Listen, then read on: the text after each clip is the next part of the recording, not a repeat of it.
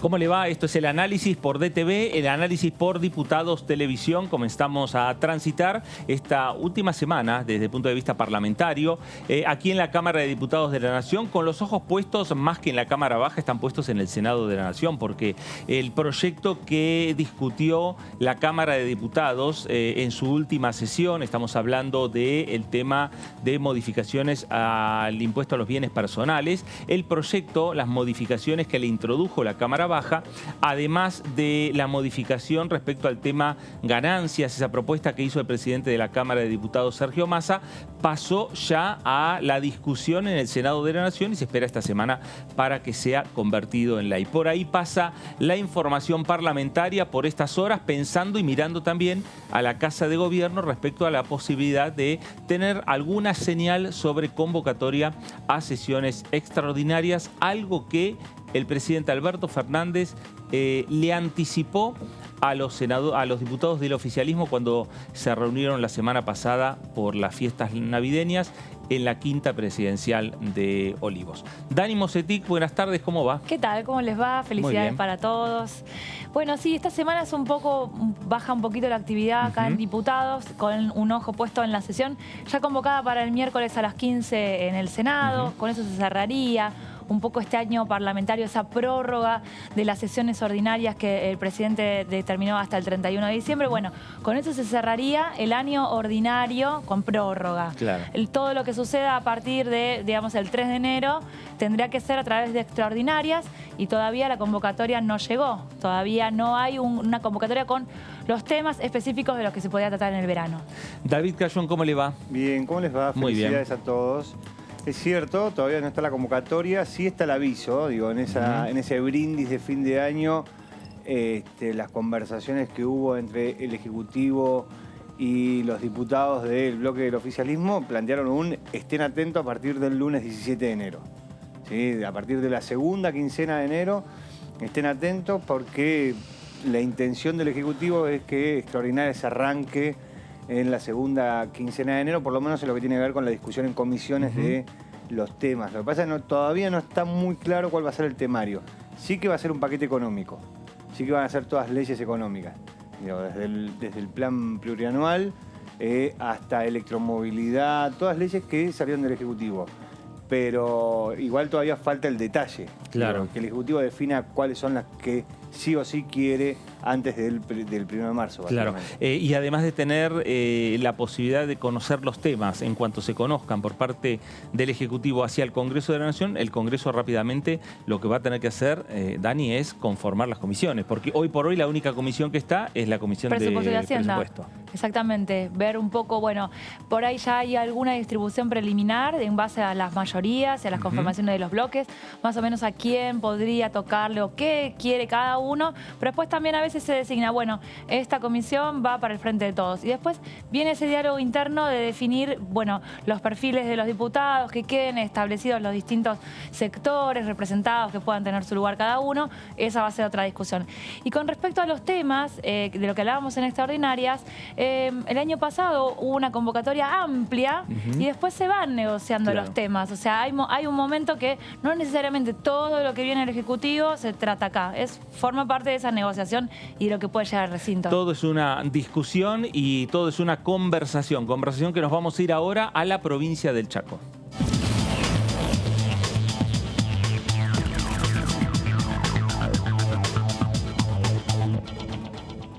Diputada Marilú Quirós, ¿cómo le va? Fernando Fraquelli saluda. Buenas tardes, Fernando, ¿cómo está? Muy bien, con mucho calor en la zona. Bueno, por acá también, mucho calor. Fiestas para todos. Igualmente, gracias, sí, gracias igualmente calor. para usted. Bueno, hablábamos, diputada, un poco del tema, todas son especulaciones respecto a la convocatoria extraordinarias, los temas a discutir en extraordinarias. Lo cierto es que el Congreso tiene un temario amplio para tratar temas si se quiere coordinar, digamos, hasta con el Ejecutivo, la posibilidad de tener cierto consenso en algunos proyectos. Totalmente. Todavía no tenemos información, como usted lo dijo recién, de una extraordinaria cierta, o sea, ciertamente todavía no tenemos la información, pero bueno, estamos atentos, hay mucho para discutir y por ver sobre todo en este tema de la parte económica, y estamos atentos.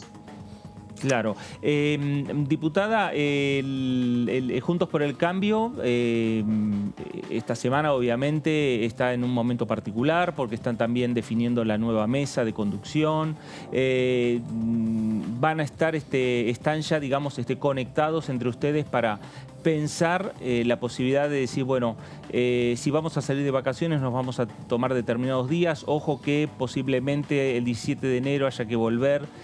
¿Cómo se coordina a puertas hacia adentro en el bloque? Bueno, estando atento, y el tema de vacaciones creo que va a ser una cosa muy particular, así que hoy nos debemos al Congreso y a estar atento a que pueda pasar y estar presente. O sea, esa es la finalidad de todos los diputados en este momento de Juntos por el Cambio. Diputada, buenas tardes. ¿Qué tal? Daniela Mosetic la saluda. Es una de las diputadas nuevas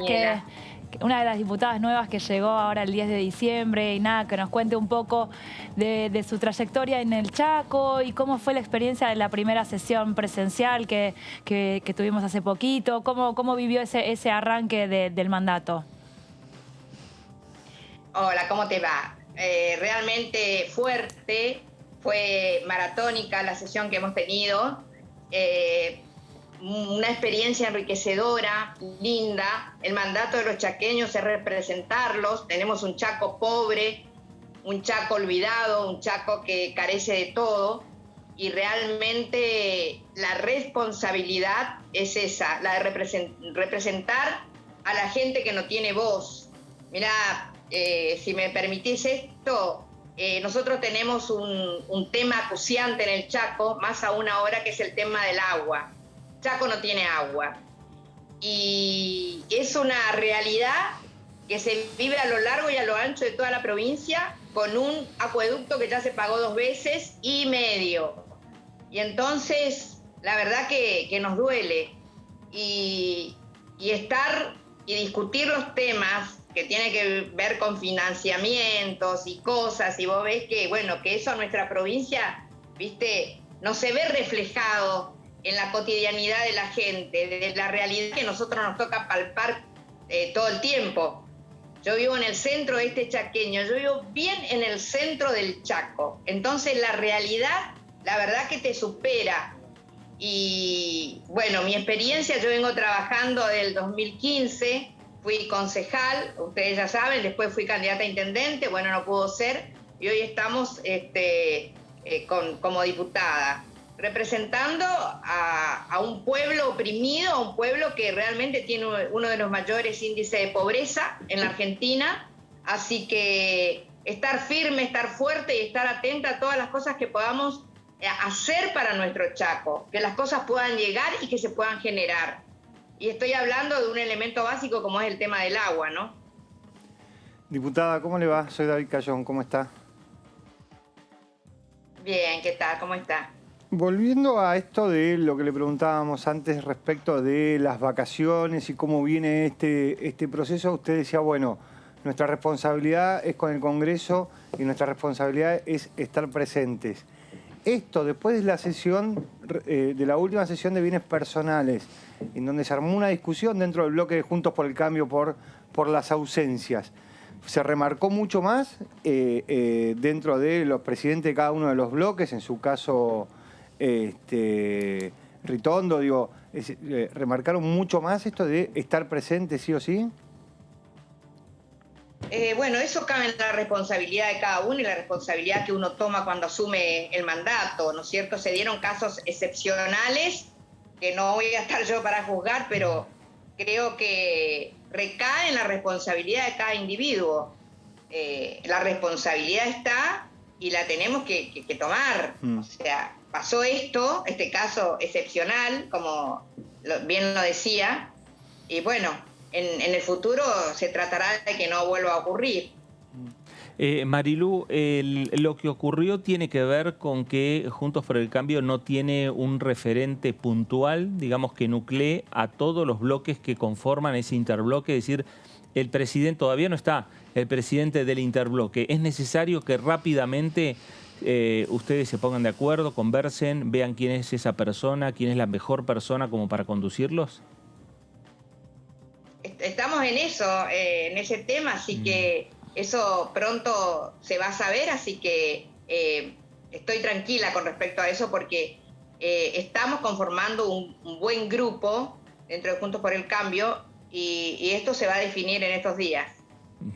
Diputada, bueno, a ver, voy a decirlo de una manera amable, pero en el PRO generalmente se habla de halcones y de palomas y se habla de quienes están por ahí con una posición más racional y quienes están con una postura un poco más dura con respecto mirando ya para el 2023 la postura que tiene que tener el PRO. ¿Usted cómo viene trabajando en eso? ¿Qué postura tiene con respecto a la gestión del gobierno nacional? ¿Cómo lo evalúa? Bueno, vos dijiste recién, usted es nueva, ¿no es cierto?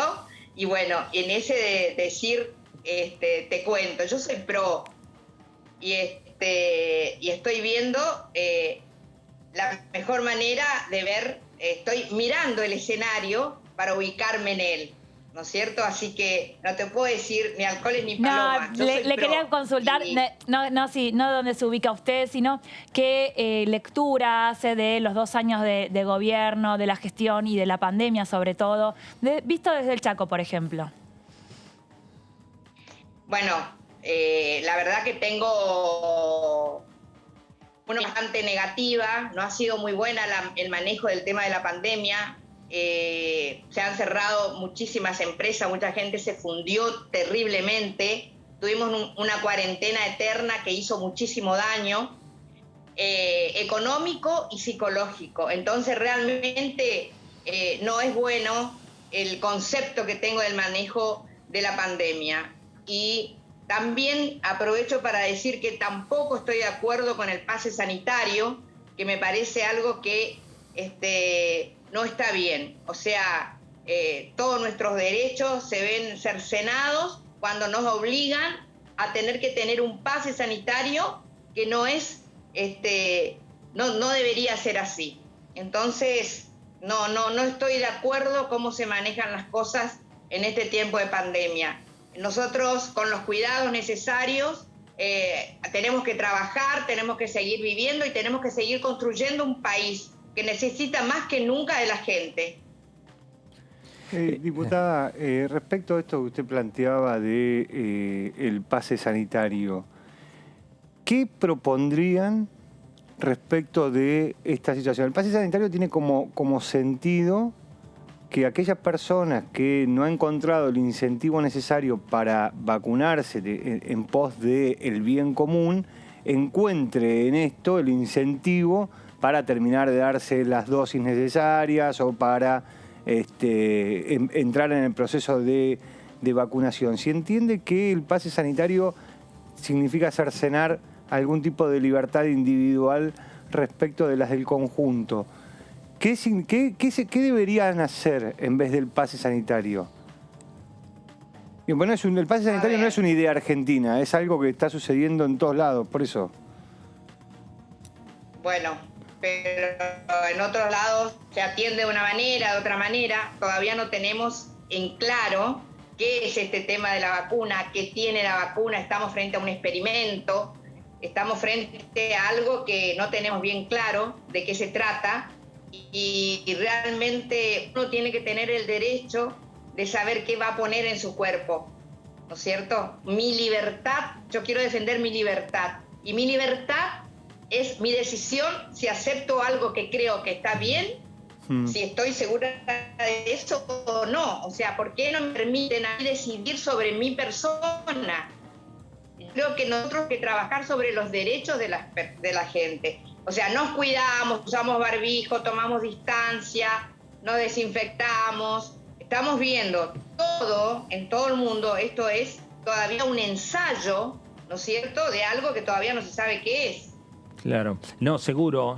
Por eso hay medidas que se van tomando. Nueva York, por ejemplo, declaró la obligatoriedad de vacunarse viniendo a la República Argentina, en Córdoba se han suspendido, por lo menos para los próximos 10 días, cualquier evento masivo. Y lo mismo va a ocurrir en otras ciudades de la República Argentina. Marilu, cuando usted dice que está en contra del pase sanitario, ¿quiere decir que está en contra de la vacuna o no? ¿Usted está vacunada? Yo no estoy en contra de la vacuna. Eso no estoy con las vacunas, han hecho mucho bien al planeta y estoy a favor de la gente que no se quiere vacunar, que no quiere en este momento ser un conejito de Indias, digamos así. Hay muchísima gente. Fíjense que le voy a comentar algo. Sí.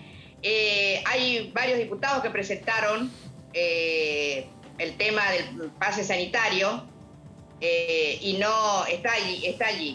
El día 11 de diciembre, en todo el país hubo movilizaciones con respecto al pase sanitario. En ningún medio salió. Nadie lo sacó.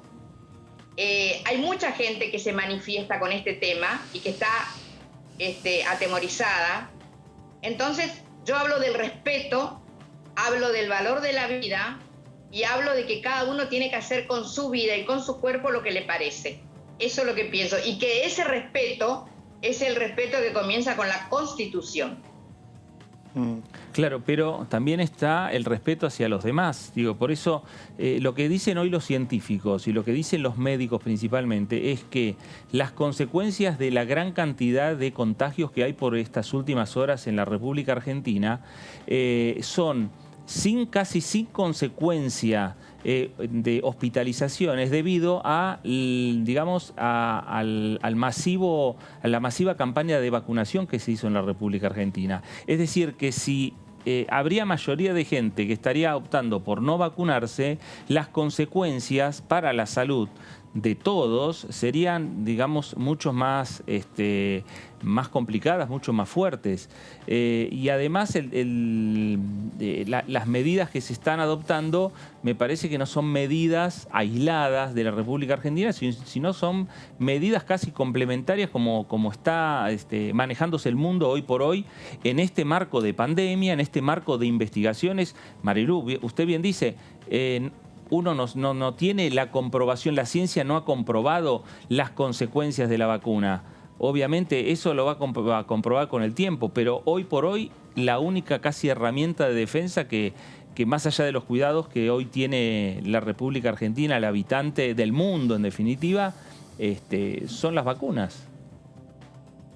Tiene razón, pero no tenemos derecho a obligar a la gente a hacer algo que no está convencida. Creo que eso lo tiene que resguardar la Constitución y el derecho a sí misma de transitar por el camino que cree conveniente. Y en eso tenemos que defenderlo.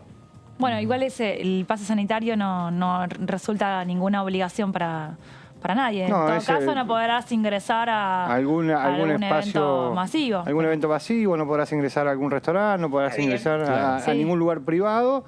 Podrá caminar por la calle sin ningún inconveniente. Tampoco podrá ingresar seguramente a muchísimos países del mundo, que sin las vacunas, digo, aquellos que son más desarrollados, aquellos que siempre ponemos como ejemplo de las democracias más maduras, bueno, seguramente no van a poder ingresar tampoco a esos países, seguramente manteniendo esa libertad. Digo, a mí me parece que el bien común... Todo tiene su pro y su contra. Sí, claro. Sí, claro, el bien común me parece un concepto mucho más abarcativo de la sociedad que la restricción en sí misma. Pero igual le quería consultar al respecto. Usted, que le habíamos consultado antes, ¿se vacunó o no se vacunó? Sí, totalmente. Digo, ¿y aceptaría dentro de la Cámara de Diputados a alguien que no se haya vacunado? ¿Alguien sentado ahí adentro que no se haya vacunado? Por supuesto. No tendría ningún inconveniente estar en un lugar cerrado, como en la Cámara de Diputados, con alguien que no se haya vacunado. Está muy Totalmente. bien. Está bien. Absolutamente. Marilu, cambiando de tema, ¿con qué proyectos nos va... la vamos a encontrar en lo que tiene que ver con, ya hablando del periodo de sesiones ordinarias del próximo año, cuando ustedes ya pueden ingresar proyectos, debates a generar aquí en la Cámara de Diputados? ¿En qué está trabajando? Bueno, mi tema, que tiene que ver con la producción, que tiene que ver con el valor agregado en origen, con la economía circular, tiene que ver con poner en marcha un Chaco productivo, ¿no es cierto? Tenemos nosotros mucho por hacer acá en Chaco y en eso me desvela porque es dar fuente de trabajo, es poner en marcha y hacer las cosas que están postergadas desde hace un montón de tiempo. Nosotros tenemos casi 10 millones de hectáreas, ¿no es cierto?, de superficie chaqueña, donde nada más que un poquito, muy pequeñito está habitada por la agricultura y la ganadería, que nosotros podemos aumentar exponencialmente eso si arreglamos el tema del manejo del agua. Así que me tiene desvelada ese proyecto, los proyectos que tienen que ver con la agroindustria. Diputada, hay un proyecto que podría ser parte del paquete económico del gobierno, que es el fomento agrobioindustrial. Digo, por ahí tiene que ver algo con eso, ¿lo pudo ver? ¿Le parece que le falta algo? Todavía no lo pude leer en su totalidad, ya lo voy a estar evaluando, pero sí, por supuesto, todo lo que haga a que podamos ponernos en marcha, bienvenido sea. Volviendo a lo que le preguntábamos hace un rato respecto de su primera experiencia en la Cámara de Diputados, que justo le tocó, la primera experiencia fue una sesión de 20 y pico de horas. Digo, Un poco más, estuvimos mucho más. Estamos a las 10 de la mañana. Claro. Comenzamos a las 10 de la mañana y terminamos el otro día al mediodía. Hay algunos dirigentes de Juntos por el Cambio que hoy critican la discusión de haber dejado al gobierno nacional sin presupuesto. Otros no, otros dijeron que fue la decisión correcta. Usted en algún momento compitió para un cargo ejecutivo. ¿Qué opinión le merece que el gobierno nacional no tenga presupuesto? A ver, yo no creo que no tenga presupuesto. Yo creo que lo que se presentó realmente es inconsistente, no tiene sustento. O sea, no podemos avalar algo que realmente no.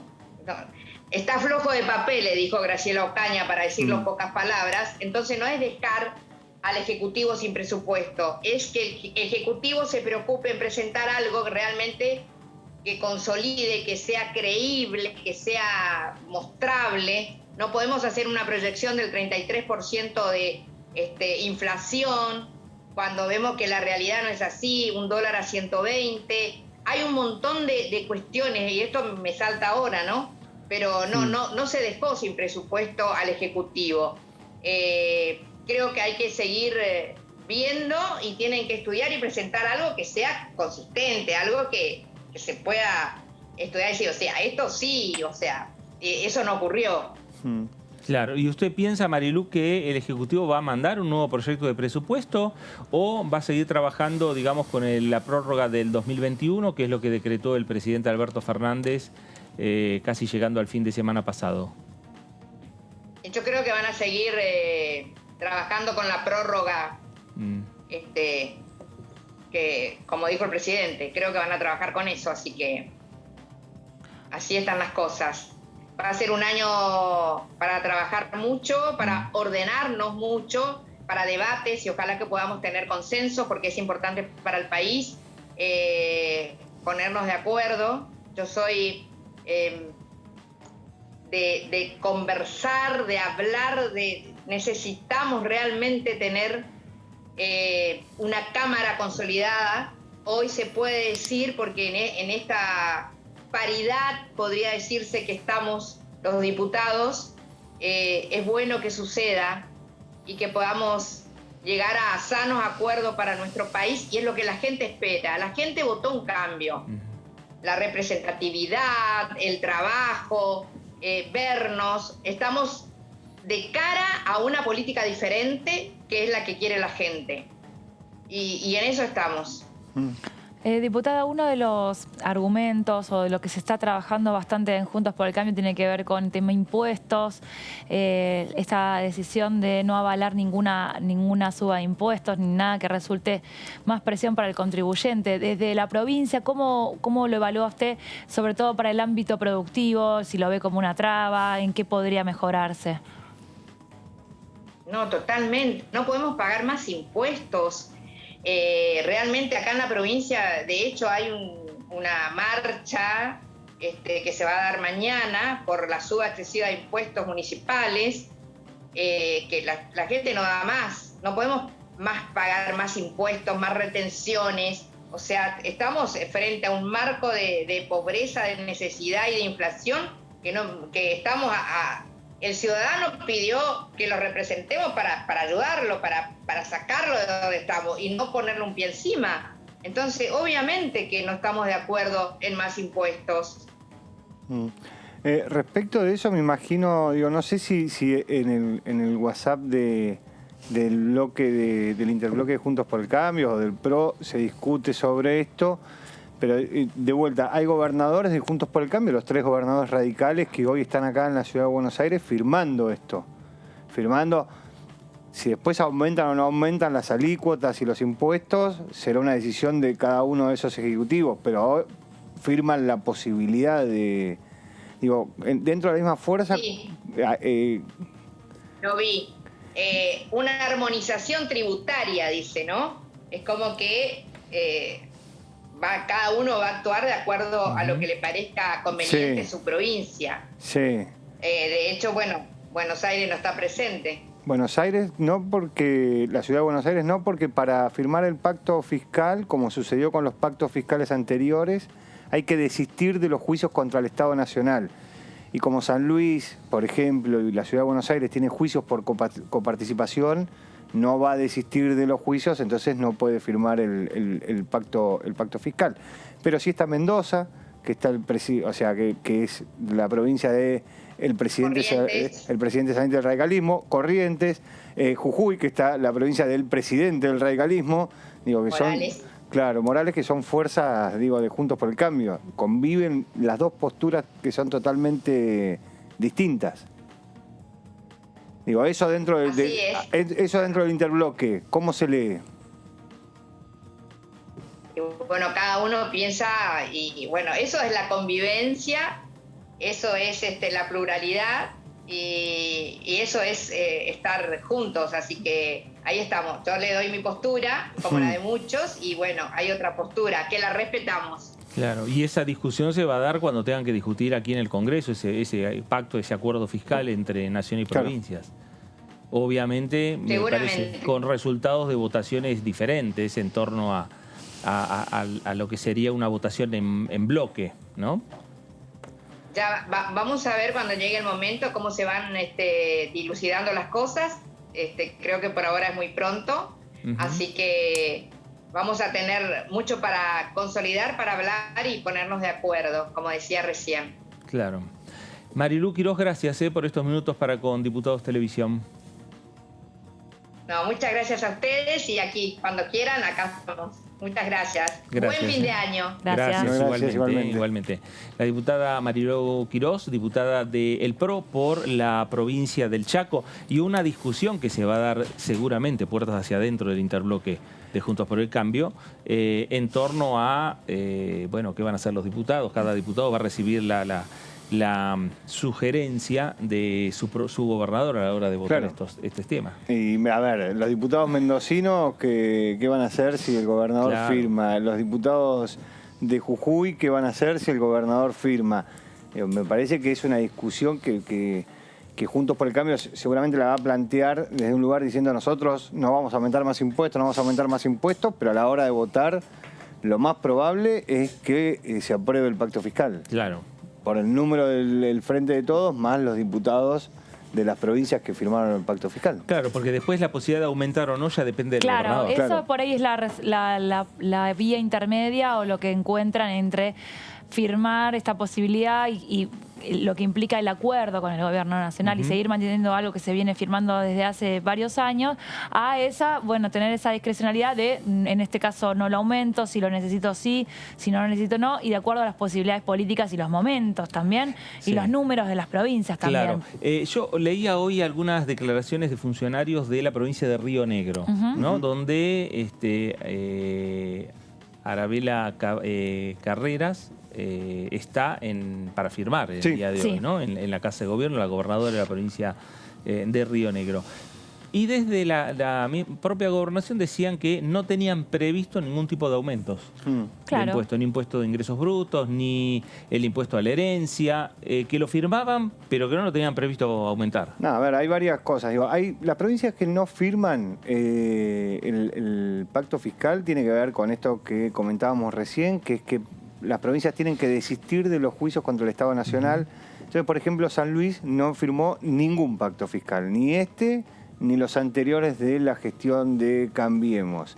La Ciudad de Buenos Aires no va a firmar ningún pacto fiscal porque tiene que desistir del juicio que lleva contra el Estado Nacional por el punto de coparticipación. La Pampa tampoco va a firmar, también porque tiene juicios contra el Estado Nacional. El resto de las provincias firman todas, absolutamente todas. Digo, no importa si son del oficialismo, o si por ejemplo es Schiaretti en Córdoba, lo único que hace es evita la foto, pero porque viene el vicegobernador de la provincia de Córdoba, pero firma Mendoza, que es del radicalismo, firma Jujuy, que es gobernada por el radicalismo, firma Corrientes, que es gobernada por el radicalismo. Todos bajo el paraguas de ahora yo puedo incrementar las alícuotas en los impuestos. Si lo hago o no lo hago es una decisión mía. Ahora, del otro lado también hay algo que le sirve al gobierno nacional, que es que hay un apartado que tiene que ver con el endeudamiento responsable. Y esto es que las provincias tienen prohibido tomar deuda en dólares. No se pueden endeudar en dólares. Y esto es, vamos a suponer que en marzo finalmente la Argentina llega a un entendimiento con el Fondo Monetario Internacional y aparecen las posibilidades de endeudarse en mercados de capitales privados. Bueno, no van a poder hacerlo. Van a tener que seguir tomando deuda en pesos porque firmaron este pacto fiscal. Después lo demás son impuestos. Sí, bueno, y también va un poco en ese doble juego de gobierno y provincias. Provincias que piden más dinero, gobierno que le dice que no hay más y le da esta alternativa de subir los impuestos. No querés subir los impuestos, no me pidas el dinero a mí tampoco. Sí, porque son todos impuestos provinciales. Y además, seguramente que se puede llegar a dar que si alguna provincia gobernada hoy por gobernadores de Juntos por el Cambio dice que necesita más fondos, a lo mejor la respuesta es tus diputados no votaron el presupuesto. Bueno, sí, hay un montón de seguramente chicanas, habrá alguna, sí, de todo, alguna respuesta pero forma de parte también lo del acuerdo, forma parte también de la gobernabilidad y la relación. A ver, vos por ahí tenés una postura dura, opositora plenamente en el Congreso y el tratamiento de ciertos proyectos, pero la gestión y las provincias y el día a día con los números es otra cosa también, que es lo que a veces Gerardo Morales es quien más lo hace notar y lo graficó muy bien. Exactamente. ¿No? Bueno, claro, yo todo muy bien, pero el dinero lo tengo que sacar de algún lado, la gestión tiene que caminar, entonces, bueno, ese diálogo, incluso también lo que hablábamos de qué pasó con los diputados, ya ha habido experiencias de diputados de Jujuy que en algunos casos decidieron abstenerse, por ejemplo, o marcaron alguna diferencia pequeña con el bloque, algunas diferencias más grandes, pero generalmente por ahí tomando alguna determinación que nos va en línea con el bloque o el interbloque. Claro.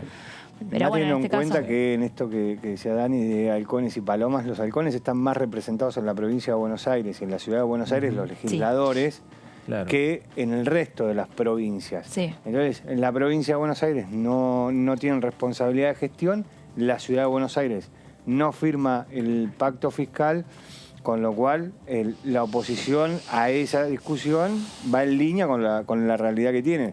La realidad es que los diputados de las provincias, aunque no sean gobernadas por su misma fuerza política, hablan con los gobernadores.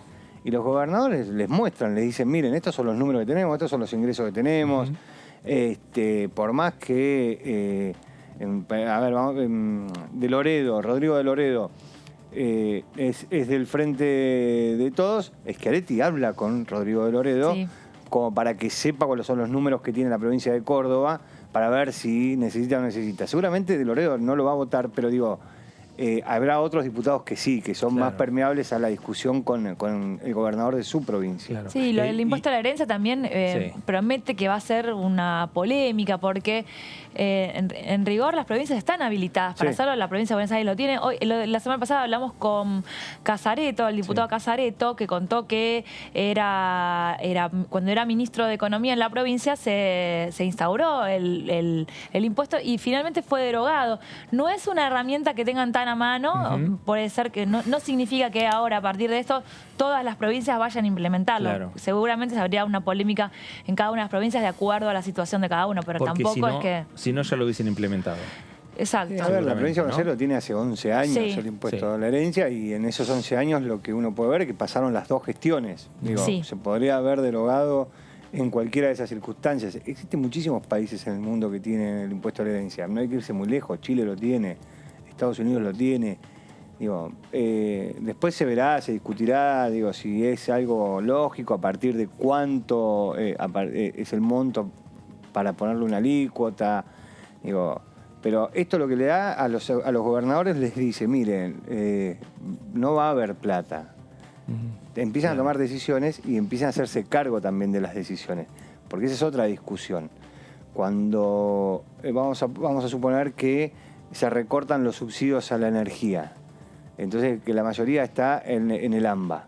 Bueno, ¿quién dice que aumenta la tarifa? ¿Y cómo se dice que aumenta la tarifa? ¿Porque se recortan los subsidios o porque no hay fondos para subsidiarlos?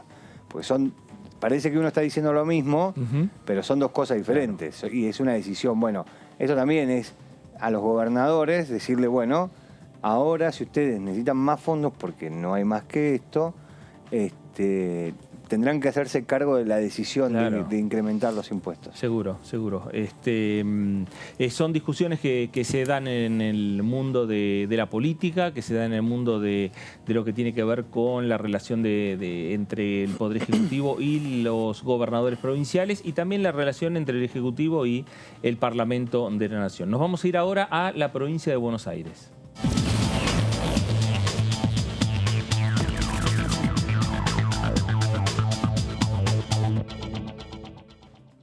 Hugo Yasky, ¿cómo le va? Fernando Fraquelli saluda. ¿Qué tal, Fernando? Muy bien, saludo para usted y para el equipo. Muy bien, acá estamos con Daniela, estamos con David, estamos analizando un poquito también lo que es la firma del acuerdo fiscal entre Nación y las provincias, los compromisos que van a tener que asumir las provincias y los compromisos que firmen hoy no quiere decir que tengan que aumentar mañana los impuestos en cada una de los estados provinciales, pero bueno, será una herramienta que tengan los gobernadores también. Yo creo que sí. Necesitamos construir una relación de armonía en el que las provincias puedan prever los recursos con los que van a contar. Eso les va a permitir también de alguna manera diagramar sus propias acciones para acrecentar los recursos y también conocer los límites que se tienen. Yo creo que es mucho mejor esta previsibilidad a esas situaciones donde, bueno, a veces los gobernadores confían en su destreza política o en su capacidad de seducción hacia las autoridades nacionales y viceversa. Creo que es un buen paso. Claro, y además también yo creo que lo que reflota lo que sucedió hace pocos días en lo que fue el rechazo al presupuesto del año 2022, ¿no? Que no dejó, digamos, una buena relación entre oficialismo y oposición. Hoy la imagen que muestran los gobernadores de todos los signos políticos con el gobierno es una imagen distinta. Sí, yo creo que además es una señal que de alguna manera no reemplaza, pero atenúa ese gesto de canibalismo político de haber dejado al gobierno sin presupuesto por parte de la oposición, ¿no? Hoy hay muchos gobernadores que están firmando este pacto fiscal, que pertenecen a la oposición y que de esta manera enmiendan en parte esa imagen de belicosidad brutal que llevó a que terminara la sesión sin presupuesto.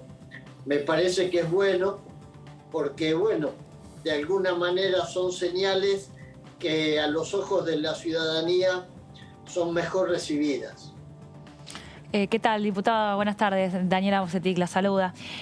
Pensaba, el pacto fiscal se viene firmando hace varios años ya, incluso, bueno, siempre los mismos están firmando todas las provincias, oficialistas, opositores, salvo los que tienen algún litigio. Pero la diferencia entre lo que fue por ahí el pacto fiscal del año pasado, de cara a un año electoral, donde, bueno, querían todos levantar sus gestiones o lucir lo menos, tener la menor cantidad de ajuste posible, y ahora de este año, saliendo de la pandemia, hace un año que no va a haber elecciones, que tenemos naftas congeladas, tarifas que no suben. ¿Qué expectativas tenemos o qué perspectivas para el 2022 con respecto al bolsillo de la gente? No, creo que el gobierno tiene que continuar en un sendero que se trazó, que no admite ningún tipo de modificación, que es garantizar que los salarios se sigan recuperando. Yo entiendo que hay que disminuir los subsidios, entiendo que hay que hacerlo de manera inteligente, con la cuota necesaria de sensibilidad social y el cuidado para no afectar la situación de los que menos tienen. La brutalidad de los tarifazos que vivíamos durante el macrismo no puede volver a repetirse bajo ninguna circunstancia. Esto está descartado. Por eso creo que todas las medidas que se tomen para tratar de contener los recursos que lleva, por ejemplo, el subsidio al combustible o a las tarifas, a la energía, tiene que darse en el marco de una decisión que el gobierno viene respetando y que va a seguir respetando, y es que los salarios le ganen a la inflación. Creo que todos sabemos, no podemos volver a poner a la Argentina patas para abajo, es decir, no podemos poner a la Argentina otra vez garantizando los ingresos de las grandes compañías a expensas de los que menos tienen. Hay que hacer las cosas bien. Por eso creo que la decisión que se tomó es correcta. Se sigue pensando en cómo resolver el tema de reducir el nivel de los subsidios, pero sin que esto signifique ametrallar los bolsillos de los que menos tienen con tarifazos. Diputado, ¿cómo le va? Soy David Cayón, ¿cómo está? ¿Qué tal? Bien. ¿Cuál es su, más allá de que usted expresaba que la oposición dejó sin presupuesto al gobierno? Hubo unos días más tarde otra sesión donde el oficialismo de alguna manera le dio vuelta a la sesión y terminó sacando bienes personales de una manera que quería el oficialismo y no quería la oposición.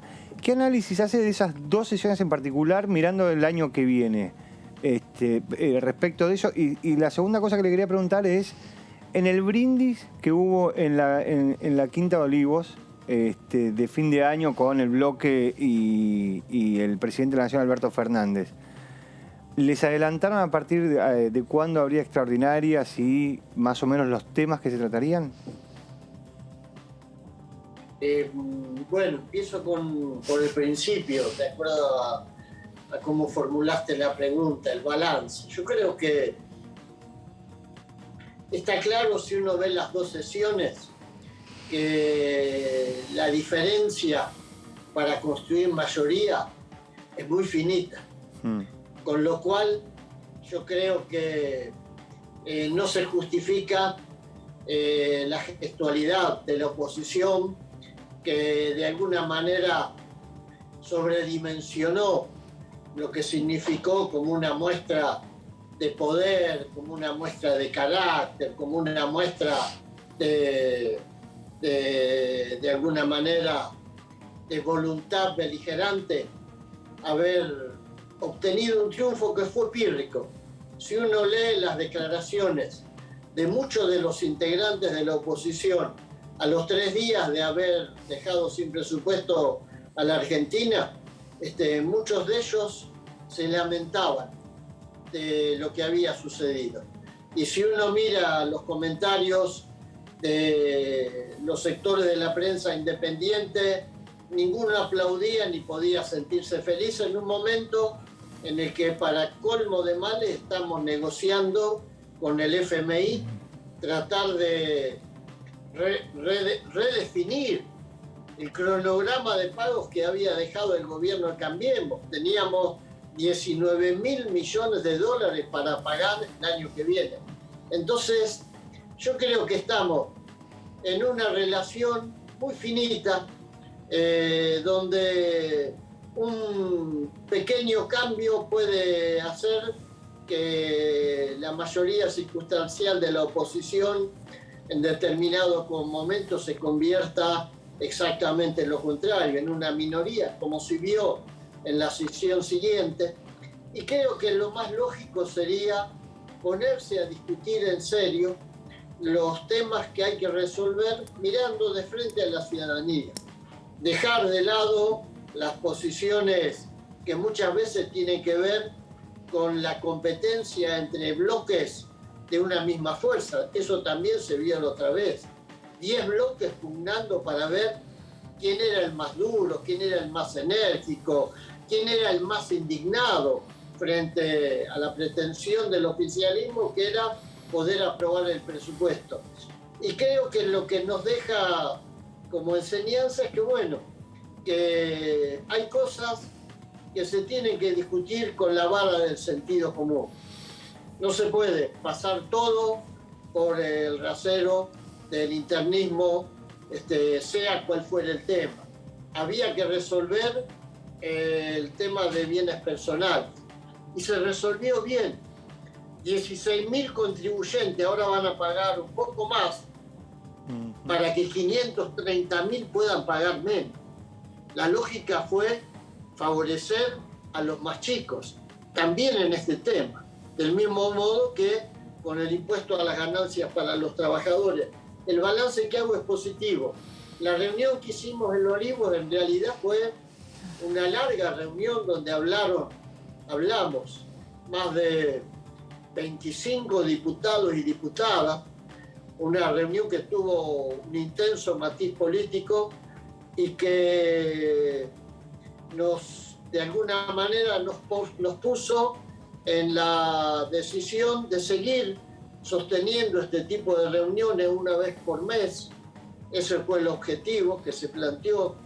Necesitamos discutir con las autoridades políticas del país y escuchar a todos los diputados y diputadas de las provincias para debatir políticamente y encontrar los mejores caminos. La realidad es que esperamos que en los próximos días tengamos novedades respecto de los tiempos, que seguramente van a ser cortos para reanudar la actividad legislativa. Hugo, ¿ustedes piensan, o en el caso suyo, usted piensa la posibilidad de un acuerdo próximo con el Fondo Monetario Internacional o lo ve lejano? No, creo que el acuerdo con el FMI no creo que sea inminente. Entiendo que nos estamos tomando el tiempo necesario como para poder lograr no precipitar el acuerdo en tiempos y con metas que después no podamos cumplir o que impliquen tener que postergar la necesidad de empezar a recuperar la producción, la economía, la reactivación económica y los salarios. Entiendo también que no tenemos un tiempo indefinido por delante, de manera tal que espero que en los próximos meses pueda haber avance. Diputado, de los proyectos del paquete económico que hay expectativa de que llegue por ahí en extraordinarias, ¿usted en cuál pondría el foco o qué cree que puede beneficiar más a los trabajadores, al área más grande, sacando las empresas, ¿no? ¿Por dónde debería comenzar este proyecto, este paquete económico? Y yo creo que el tema de la reactivación del empleo va a estar presente, y para mí, desde la perspectiva en que miramos las cosas, quienes formamos parte también de una representación sindical, es clave. Necesitamos más empleo, necesitamos mejores condiciones para que las pymes puedan producir, que son las que generan la mayor empleabilidad, y para mí por ahí pasaría la prioridad. Diputado, respecto de esto de los salarios, usted decía, bueno, está el compromiso de que los salarios le ganen a la inflación. En la sesión de bienes personales, bien digo, se agregó el artículo sobre ganancias, ¿sí? En el mejor de los casos, los salarios este año van a terminar empatados o un poquito más arriba de la inflación, porque se abrieron de vuelta las paritarias, porque hubo bonos de fin de año. Digo, desde el movimiento sindical, ¿cuál es la perspectiva para el año que viene? Ustedes son diputados, pero de extracción sindical, y la perspectiva es la de paritarias trimestrales. ¿Cómo lo van a plantear? Y yo creo que este año tuvimos una experiencia, la verdad que haber terminado con los salarios arriba de la inflación es casi una proeza, porque corríamos de atrás todo el tiempo. Recuerden que tuvimos que hacer 3 reaperturas de paritaria y en algunos casos terminar de enderezar la cuestión con bonos. Lo cierto es que terminamos mucho mejor de lo que a mitad de año se suponía podía ser el cierre. Tenemos el último informe de cifra que para los empleados del sector formal muestra números que, si bien no se pueden festejar, son alentadores. Terminamos todos por encima de la inflación. Creo que la gran expectativa para el año próximo en la paritaria es mantener este rumbo y acentuar la recuperación. Ahora, quizá el camino sean acuerdos más cortos, para no estar permanentemente forzando la reapertura de paritarias, porque en el tiempo que se pierde para la reapertura, algunas se hacen rápidas y otras no tanto, son meses en los que uno empieza a correr desde atrás. Quizás los acuerdos cortos sean la solución para el próximo año. ¿Y cómo ve que se modifique esta decisión de la doble indemnización por despidos? ¿Una señal para que los empresarios también empiecen a pensar en esa reactivación? Yo creo que sí, que de todas formas hay que ser cautos, se lo dijimos al ministro de Trabajo, porque ustedes ven los números de propagación del virus en esta nueva variante, vuelven a encender luces de alarma. Entonces hay que ser cautos. Desde ya hubo recuperación del empleo, hubo recuperación de la economía, la situación que justificaba las medidas para impedir los despidos han sido superadas, pero de todas maneras tenemos que tener el índice cerca del botón de alarma para el caso de que haya que volver a poner en marcha medidas protectorias del empleo. Yo creo que en ese sentido las autoridades del Ministerio de Trabajo asumieron el compromiso de monitorear día a día, mes a mes, la evolución para impedir que haya un retroceso en términos del nivel de empleo. Diputado, recién hablaba de las cifras con respecto al empleo formal. Una de las preocupaciones son las cifras del empleo informal y ver cómo se puede hacer esta transición de los planes sociales al trabajo registrado. ¿Cree también que puede ser una de las proyecciones para el 2022? Sí, cuando vos me preguntabas antes cuáles podían ser las prioridades, el tema de encontrar a través de una ley resolver la situación de lo que fue un desarrollo desmesurado del monotributismo y que generó una especie de limbo donde hay muchísimos trabajadores en una condición deplorable. Creo que ese es uno de los grandes temas, es decir, ver de qué manera la informalidad y esa zona gris, Sí. que es una mezcla de las dos cosas, podemos empezar a encuadrarla dentro de lo que es el trabajo con derechos. Y otro tema muy importante también dentro de las prioridades, los comités mixtos de seguridad e higiene, ahora que estamos otra vez entrando en etapa de crecimiento de los números de contagios. Y otro tema que también creemos importante, el tema de poder avanzar con alguna legislación que nos permita reducir el trabajo informal.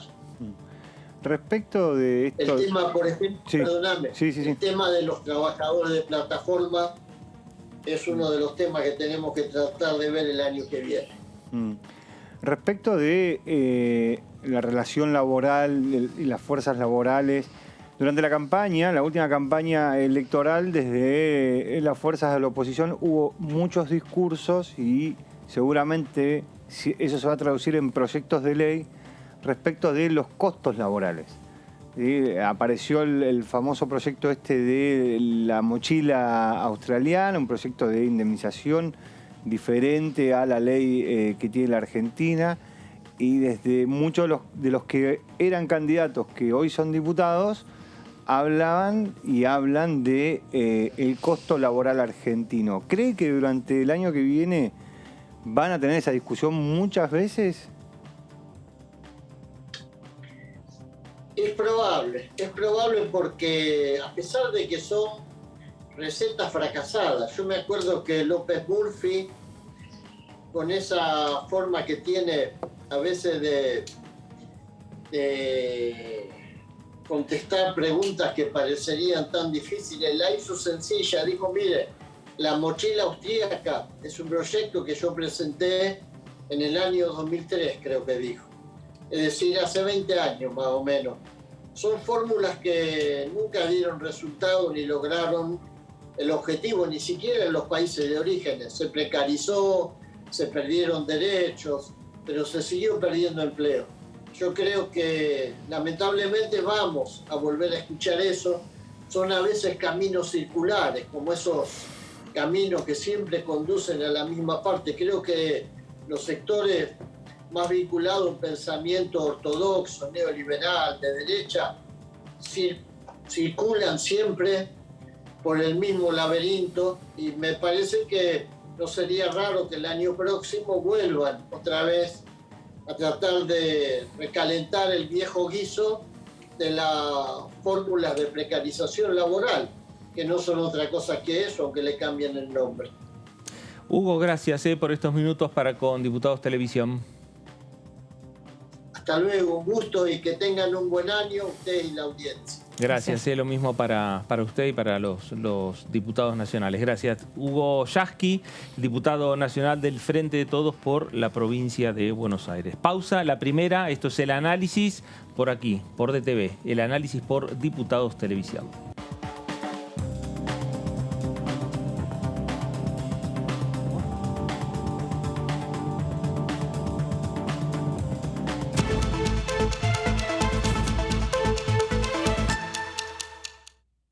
Con el Plan Básico Universal, siendo beneficiario o beneficiaria, podés acceder a planes económicos y accesibles de telefonía fija, telefonía móvil, televisión por cable e internet en todo el país. Solo tenés que llamar a tu empresa proveedora de servicios. Exigilo, es tu derecho. Más conectados, más cerca. Conoce más en argentina.gov.ar/Plan Básico Universal.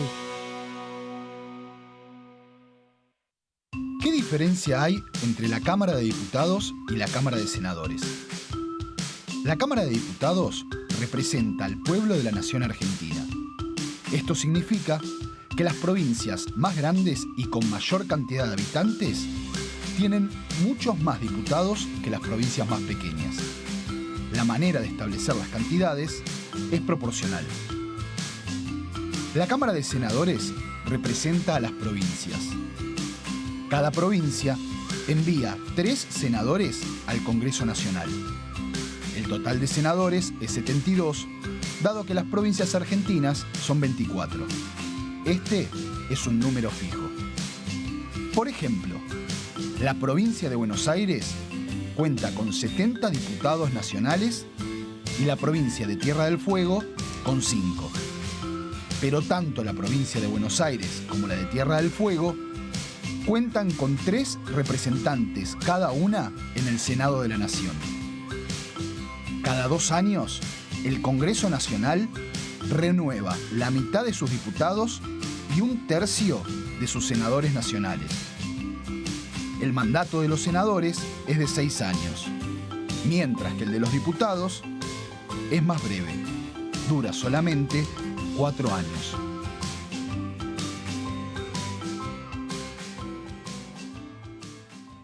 El virus se transmite por el aire en espacios mal ventilados. Por eso, al ventilar, recordá las 3C, constante. Mejor una ventana abierta todo el tiempo que abrirla y cerrarla de manera intermitente. Cruzada, por lo menos 2 ventanas o puertas abiertas para que el aire circule. 5 centímetros al menos de apertura. En el auto, abrir una ventanilla de adelante y una de atrás. En el transporte público, abrir al menos una ventanilla de adelante y otra de atrás del lado contrario. En un espacio cerrado, dejar abiertas constantemente 2 ventanas para ventilar de manera cruzada. En cualquier lugar, acordate siempre de las 3C. Constante, cruzada y de al menos 5 centímetros. Sigamos practicando la cuidadanía. Ministerio de Salud. Argentina Presidencia. Las sesiones son el espacio donde los diputados debaten proyectos de ley para su aprobación, modificación o desaprobación. En una misma sesión se pueden tratar varios proyectos de ley. Desde el 1 de marzo, cuando el presidente las inaugura, se desarrolla el periodo de sesiones ordinarias. Entre el 1 de diciembre y el 28 de febrero se extiende el periodo de sesiones extraordinarias que solo pueden ser realizadas a pedido del presidente de la Nación.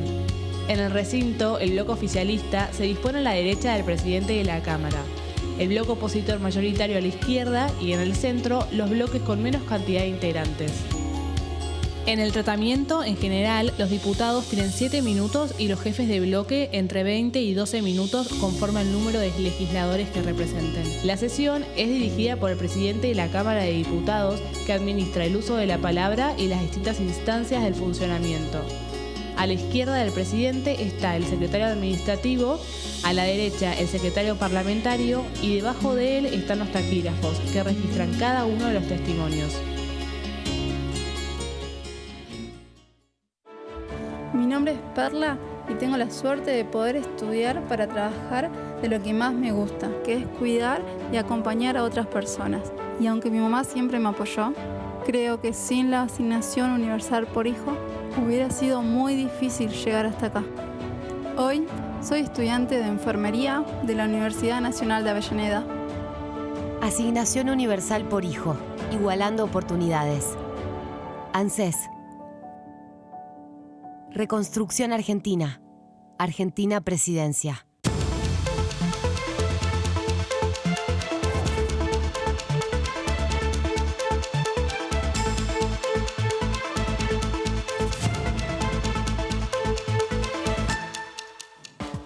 Muy bien, regresamos al análisis por aquí por DTV, el análisis por Diputados Televisión y vamos en principio analizando lo que dejó la última sesión en la Cámara Baja. La repercusión directa la va a tener el Senado de la Nación, convirtiendo en ley, por lo menos así lo espera el oficialismo, lo que es el proyecto sobre bienes personales. Las especulaciones que hablamos sobre los temas que podrían ser generadores de discusión en un periodo de sesiones extraordinarias, aquel periodo que solamente se tratan aquellos temas que luego se transforman en proyectos enviados por el Poder Ejecutivo Nacional. Y uno puede suponer que allí tendría que estar, por ejemplo, el acuerdo fiscal que firmen los gobernadores con el gobierno de la Nación, la posibilidad de un entendimiento en torno a acuerdos o un principio de acuerdo con el Fondo Monetario Internacional, o la ley de electromovilidad, o una serie de proyectos y de temas que han planteado en distintas oportunidades y momentos los propios ministros del Poder Ejecutivo Nacional para con los propios diputados nacionales, ¿no? Seguramente porque uno entiende que son las leyes que el Ejecutivo comprende y entiende como principales para lo que empiezan a vislumbrar como la salida económica, por lo menos, de la pandemia. Es esto que vos decías, la ley de electromovilidad, la ley del compra argentino, del compra nacional. Seguramente el acuerdo con las provincias, porque lo tiene que ratificar el Congreso de la Nación y lo tiene que ratificar las legislaturas provinciales, con lo cual esto para que funcione, para que sea de aplicación, tiene que pasar por el Congreso. Claro, y ahí el programa plurianual, que también otras veces hemos señalado y hablado, que va de la mano con un entendimiento o un principio de entendimiento con el Fondo Monetario Internacional. Y hay otros temas también, Dani. Sí, a ver, traje un tema... coincidió la presentación con el mismo día que se firmó el dictamen del presupuesto. Hubo una presentación formal, o con mucha preparación de parte del PRO. Es un proyecto de Martín Maqueira, que es sobre la ley Lucio. La verdad que me parece que ha dado buenos resultados con respecto a la visibilidad de los proyectos, ponerle un nombre identificatorio que tienen que ver con un caso que después puede sentar un precedente como para seguir trabajando. Y la ley Lucio es este nene de 5 años que falleció en la provincia de San Luis, Lucio Dupuy, con una denuncia contra su madre y su pareja, un caso de violencia en la niñez, que duele, que hubo denuncias de parte del padre y de su familia, hubo advertencias y dudas sobre qué es lo que falló, qué es lo que falló al momento de escuchar a Lucio. Bueno, un montón de agregados que hacen, bueno, por ahí determinar algo más formal. Acá la ley Lucio se llama en realidad de prevención y detección temprana de la violencia contra los niños, niñas y adolescentes, y vuelve a un formato que ya se está trabajando, como por ejemplo lo de la ley Micaela o la ley Yolanda. La ley Micaela es la que está más avanzada y apunta a la capacitación de los funcionarios públicos sobre todos los temas que tienen que ver con violencia, niños, niñas y adolescentes. La ley Micaela trabaja sobre la violencia de género, un tema que ya ha habido varias rondas de trabajo en los distintos poderes del Estado, incluso acá en la Cámara de Diputados también, y la capacitación de funcionarios públicos en violencia contra la niñez. La idea es lo que llamó la atención de este caso fue la falta de esto precisamente, de la actuación coordinada de los organismos intervinientes. Claro. Por un lado, tal vez una escuela que ve algunos signos de esta violencia, cosas raras, pero bueno, como no tienen por ahí un contacto tan asiduo con la familia, lo dejan ahí. Un pediatra que ve también algunos signos, que incluso hubo algunos avances con respecto a las veces que lo llevaron a Lucio fracturado, tenía una mano fracturada, en una foto se ve que en una fiesta tiene una mano fracturada, y esa alerta que al no unir el pediatra con tal vez la escuela o con una denuncia judicial, no llegan a avanzar o no activan esos mecanismos tan necesarios para determinar que alguien está en peligro. Claro, ¿cuántas fallas en el medio? ¿No? ¿Cuántas si uno fallas? Empieza a ver desde los médicos que ven que de manera reiterada Lucio iba con distintos marcas de violencia. Marcas de violencia. Esto que por eso se los... Mirá, a ver, no apunta esto a la ley, ¿no? Pero muchas veces se habla de una historia clínica centralizada o una historia clínica única. Vos donde te vas a atender tenés esa posibilidad que esta persona ya se atendió en otro lado y ya sucedió esto con un nene chiquito. 2 veces se cayó o vino golpeado o quemado. ¿O cómo puede ser? ¿Qué pasa acá? Claro. ¿Y qué obligación tiene incluso el centro de salud con respecto a esta denuncia? La intención de esta ley también habla de la difusión de los indicadores de violencia y los medios de denuncia eficaces para la protección. ante qué signos nos preocupamos, cuáles son esos indicadores de violencia y a dónde podemos acudir. Está en marcha, ya está en marcha la línea 102, que es para este tipo de casos, pero bueno, garantizar que esté trabajando, que esté cumpliendo su función y reforzar ese trabajo. Les pido la placa siguiente.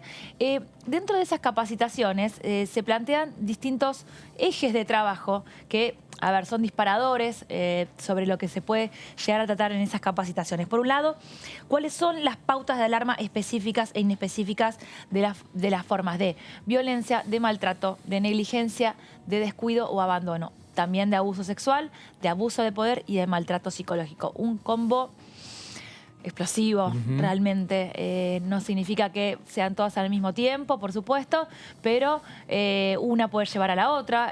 Ahí habla de descuido, siempre entre comillas, ¿no? También claro. Descuido. Más me gusta el tema abandono y negligencia, Y el maltrato físico y la violencia. ¿Cuál es el sistema, cómo opera este sistema de protección integral de los derechos de los niños, niñas y adolescentes, sus integrantes y sus implicancias? Y el principio de corresponsabilidad, el deber de comunicar y el derecho a la protección de la identidad del denunciante. Muchas veces, ahí estábamos hablando de un caso en la provincia, en San Luis, esto de la identidad del denunciante. A veces son lugares pequeños, ciudades pequeñas, donde todos se conocen, donde todos sabían, incluso los vecinos hablaban de que sabían que algo estaba sucediendo en la casa de este niño. Muchos posteos en redes sociales de parte de esta madrastra que advertían que se les había llamado la atención o que la gente estaba preocupada o que les hacían advertencias. Hoy por hoy también las redes sociales, a veces los mensajes no son tan directos, pero ya permiten vislumbrar alguna situación difícil.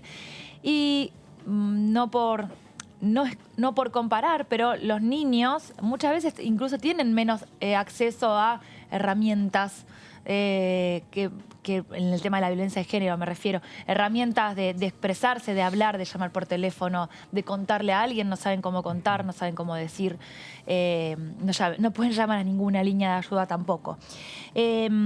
También continúa ahí. La capacitación en las formas, los protocolos y los procedimientos para requerir intervención conjunta de las instituciones públicas.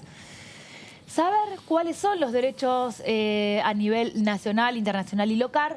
Y garantizar el funcionamiento de la línea 102 para las denuncias.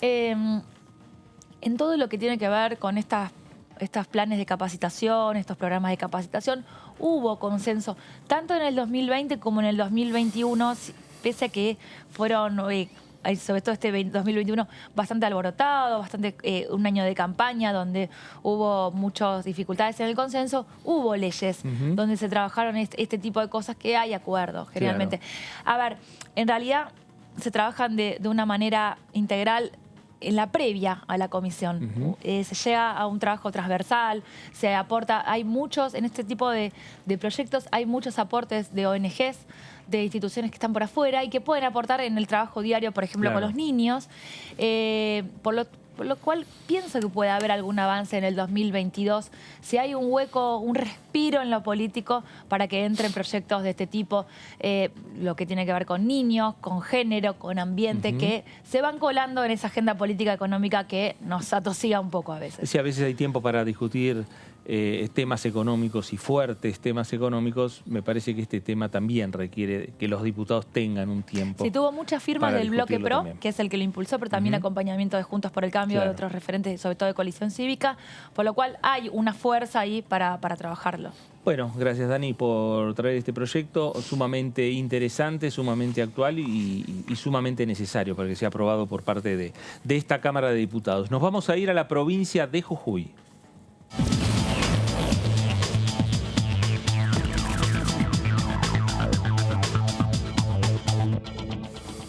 Diputado Daniel Ferreira, ¿cómo le va? Fernando Fraquelli saluda.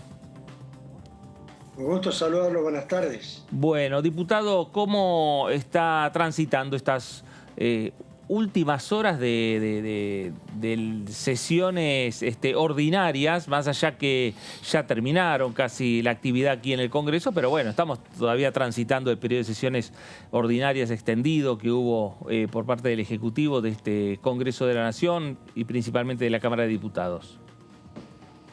Y solo quedaría la de senadores, que va a ser mañana, pasado mañana, y prácticamente el año se terminó. Un año bastante difícil, muy complicado.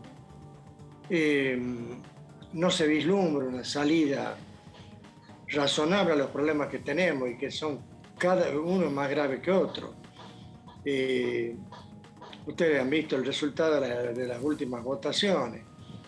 Perdimos la votación del presupuesto por un voto y ganamos la de bienes personales por un voto. O sea, estamos ahí y creo que esto va a obligar a que consensuemos los temas. Es fundamental que encontremos un punto de equilibrio que no nos ponga en situaciones, digamos, de enfrentamiento donde o es verde, o es azul, o es blanco, o es negro. Como que a mí no me convence mucho esto. El país necesita un gran acuerdo de la dirigencia política, está en una situación demasiado grave. Sí. No, diputado, ¿qué tal? No, iba a preguntar. ¿Qué tal? Buenas tardes, Daniela Mosetig, lo saluda. A ver, por un voto sí y por un voto no, porque una y una fue para el oficialismo y Juntos por el Cambio. ¿Qué anticipa esto para el 2022? ¿Cómo salir de esto? Porque en el caso de la votación de bienes personales fue por algunos que estaban ausentes por COVID, en el caso del presupuesto también hubo rispideces internas en el Frente de Todos. ¿Cómo se puede votar un impuesto por un voto? ¿Se puede imponer un impuesto por un voto? Bueno, la regla dice de que se puede imponer a aquel que tenga un voto más. Ahora, ¿qué sería lo ideal? Que el problema lo tratáramos con toda la seriedad del mundo y consensuáramos de forma tal de que lo que vaya saliendo del Congreso salga con acuerdos. Es imprescindible llegar a acuerdos, terminar con este enfrentamiento que no lleva a ninguna parte, y se lo digo con... Yo he pasado demasiados gobiernos, tengo unos cuantos años encima, y va siendo hora de que empecemos a dar muestra de sentido común. Nosotros estamos en una situación extremadamente grave. Tenemos que arreglar con el Fondo Monetario porque es imprescindible el arreglo, no porque nos caiga simpático el Fondo Monetario, hay que arreglar porque hay que arreglar.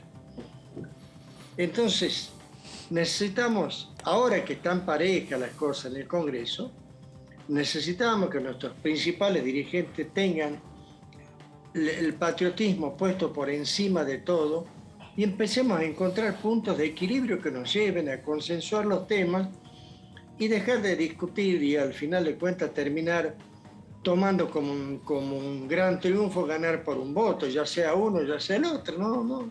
No me convence, con toda franqueza. Creo que el país necesita de nosotros un gesto de humildad, si se quiere, que nos permita dialogar con franqueza y sacar las mejores soluciones para un país que está en una situación extremadamente crítica. Diputado. Nosotros ahora, por ejemplo, si me disculpas, sí. Este año, sin Fondo Monetario, sin préstamo externo, pagarlas así, digamos, los beneficios sociales que tenemos establecidos nos va a resultar difícil. ¿Cómo vamos a crecer sin inversiones? No tenemos plata nosotros para invertir. No generamos confianza para que vengan a invertir de afuera. Esa es otra cosa fundamental. El inversor exige garantías. Y particularmente yo opino de que es un error tomarlo al empresario, al industrial como un enemigo. El empresario, el industrial, el inversor genera empleo, que es lo que nos hace falta. Hoy es fundamental la generación de empleo para ir saliendo. Después, lo dicen todos ustedes, los canales, paulatinamente ver la forma de ir equilibrando la baja de impuestos para ir sacando el trabajo negro y que sea trabajo formal, para que haya aportes para el sistema previsional. O sea, hay temas extremadamente delicados que requieren de un gran acuerdo. ¿Sí, no? Respecto a ese punto, diputado, ¿cómo le va? Soy David Cayón. Un gusto saludarte. Lo mismo. Respecto de este punto, usted decía, bueno, yo tengo varios gobiernos, soy una persona adulta, y hace falta consensuar. No le voy a preguntar por el bloque de Juntos por el Cambio, sino le voy a preguntar por el bloque del Frente de Todos. ¿Cree que hay condiciones, hay puentes tendidos para llegar a consensuar, o lo que vamos a ver, o la realidad es los discursos finales de la sesión de presupuesto? En esos tonos las discusiones. Creo que la discusión que se generó tal vez sirvió para la reflexión, y sería bueno que no vuelva a ocurrir. Sería bueno que no vuelva a ocurrir. No es bueno. Y particularmente en lo que a mí respecta, aspiro a que encontremos la forma de poder dialogar con la oposición. Mire, cuando hablamos de los problemas del país, nosotros tenemos una postura. El Cambio tiene otra postura. La izquierda tiene otra. Algunos partidos más chicos otra. Tenemos que ver la forma de poder encontrar un equilibrio que nos permita poner el problema sobre la mesa, consensuar y sacar leyes que acordemos todo, no estar nosotros pretendiendo siempre ganar aunque sea por un voto, porque yo gané. No le sirve al país eso, no le sirve al país. Por otra parte, ¿cómo vamos a salir del atolladero si pierdo por un voto y salgo, digamos, destrozado porque perdí por un voto? La semana siguiente gano por un voto. No sirve de ninguna manera. Es imprescindible acordar. Y por sobre todas las cosas, nuestros dirigentes, espero que en nuestro espacio también haya voluntad para eso. Miren, recién termina el año, ya estamos pensando en la elección del 23. Y las elecciones nos obnubilan porque pensamos solo en las elecciones, pero nosotros hoy tenemos gente muriéndose de hambre. Entonces no podemos estar pensando en la elección del 23, tenemos que pensar cómo sacamos de la pobreza a esa gente. Mire, yo pienso, he presentado proyectos, en mi opinión, importantes, y voy a tratar de que este año se trate. Proyectos que piensan en el país y en la gente, que es lo que nos tiene que interesar. Claro, lo primero que se me ocurre decirle, diputado, es que ya durante la campaña y después de la campaña, el presidente de la Cámara, Sergio Massa, habló de políticas de entendimiento a largo plazo, políticas casi políticas de Estado, a discutir por la República Argentina, por las fuerzas políticas, el ámbito del Congreso de la Nación. Y todo estaría indicando que tendría que ser el próximo año, ¿no? Que es un año no electoral, que es un año en el cual se pueden plantear eso que dice el presidente de la Cámara, con lo que dice y que al contrario se suma a lo que dice usted, Daniel. Yo estoy totalmente de acuerdo con eso. Hay que consensuar. Mire, en este momento en el país la situación es tan grave, por ejemplo, nosotros mismos no creemos en el Estado, nosotros no creemos en la justicia, no creemos en la dirigencia política, en la dirigencia gremial, no creemos en la fuerza de seguridad, no creemos en nada. Hemos ido perdiendo de parte de la ciudadanía la confianza. Hay que recuperar la confianza del ciudadano, si no, ¿cómo nos van a apoyar? Si no confían en nosotros, tenemos que hacer cosas que le vayan mejorando la vida al ciudadano. Y esto lo podemos hacer en el transcurso de este año si tenemos la entereza, el patriotismo de dejar de lado algunas cuestiones, dejamos la elección del 23 para después y nos centramos en generar empleo, Mejorar la educación nuestra está bastante atrasada. Mejorar la salud, las fuerzas de seguridad. Problemas de Estado que no se tocan, no se mueven, una política firme en ese aspecto. Por ejemplo, nosotros en la televisión estamos viendo a diario la violencia instalada en la calle, la impunidad con que trabajan en la calle los delincuentes, la impunidad con que entran a un negocio donde está la gente a lo mejor festejando algo, los asaltan con violencia, y porque han perdido el respeto a la ley y a la justicia, no tienen ninguna preocupación, entran por una puerta y salen por la otra. Y cuando hablamos de represión, inmediatamente nos tildan de lo que ustedes quieran. Entonces esto no puede ser. Aquel que usa la violencia contra un ciudadano común tiene que ser castigado. Por ejemplo, se habla mucho de la represión del reclamo social. Cuando ponemos vallas de protección en un ministerio o en la casa de gobierno, las vallas de protección se ponen para evitar que esa masa de gente entre a la Casa Rosada o a un ministerio y destroce todo lo que ya ha pasado. Cuando la violencia instalada empiezan a sacar las vallas, a tirar piedras, romper todo, están facultando la represión de las fuerzas de seguridad. Las fuerzas de seguridad están obligadas a reprimir. Y después salimos a darle con toda la fuerza de seguridad porque reprimieron. Acordemos, están para protegernos, están para cuidarnos, están para proteger los bienes. Y bueno, si se hacen a un lado y permiten que tiren la valla, que se metan en un ministerio, bueno, las consecuencias son desastrosas. Acá hay que tratar de parar un poco ese tipo de cosas y ver la forma de pacificar un poco el país. Pero el delito tiene que tener castigo. Diputado, recién mencionaba que le gustaría que se traten algunos de los proyectos que usted presentó. ¿Cuáles son los ejes de esos proyectos? Y si hay algo ya impulsado por el Ejecutivo similar, si vio algún proyecto que le interesó desde lo económico.